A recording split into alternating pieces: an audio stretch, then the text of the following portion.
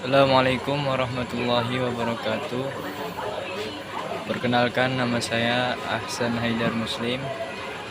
Saya dari Prodi Ilmu Al-Quran dan Tafsir. Di sini saya akan membuat tugas video TS ilmu kalam yang berjudul Jabariyah Qadariyah.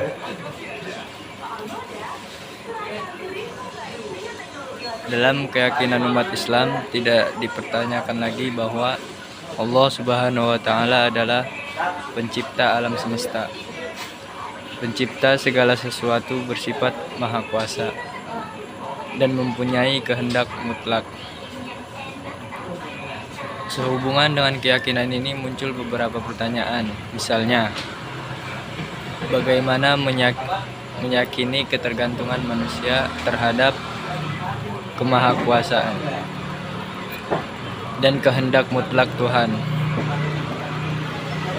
Apakah manusia itu mempunyai peranan dan kebebasan dalam mengatur segala gerak-gerik hidupnya? Ataukah manusia sepenuhnya terikat dan tunduk kepada kekuasaan dan kehendak mutlak Tuhan semata? Menanggapi pertanyaan tersebut, di atas sebagian ulama kalam ada yang berpendapat bahwa manusia itu tidak mempunyai kekuasaan dan kemerdekaan dalam menentukan kehendak dan perbuatannya. Sebaliknya, ada juga ulama yang mengatakan bahwa manusia itu terikat dan tunduk kepada kemahakuasaan dan kehendak mutlak Tuhan.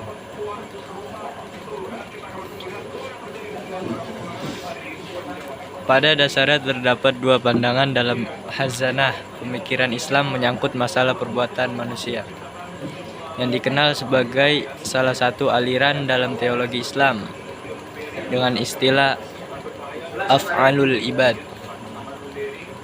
Golongan yang pertama adalah mereka yang berpendapat bahwa manusia pada hakikatnya tidak mempunyai kemampuan apa-apa dalam mewujudkan keinginan dan perbuatannya, karena segala perbuatan manusia telah ditentukan oleh Allah sebagai pencipta manusia.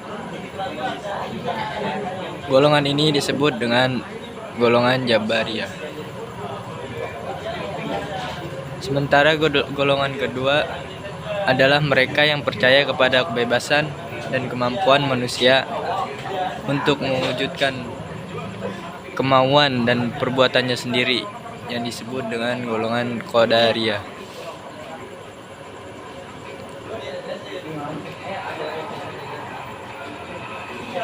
Dan selanjutnya itu makna Jabariyah. Jabariyah dapat dipahami baik dari segi bahasa maupun istilah. Jabariyah berasal dari kata jabara yang berarti memaksa.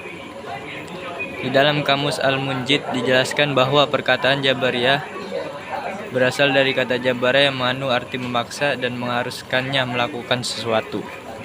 Kalau dikata Allah mempunyai sifat Al-Jabbar dalam arti mubalaghah, itu artinya Allah maha memaksa atau terpaksa.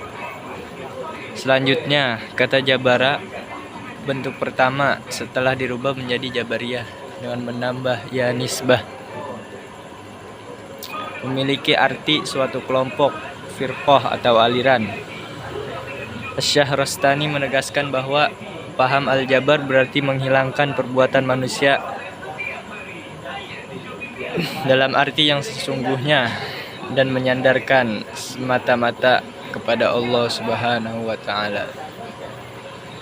Dengan kata lain, manusia mengerjakan perbuatannya dalam keadaan terpaksa, tidak mempunyai kemampuan dalam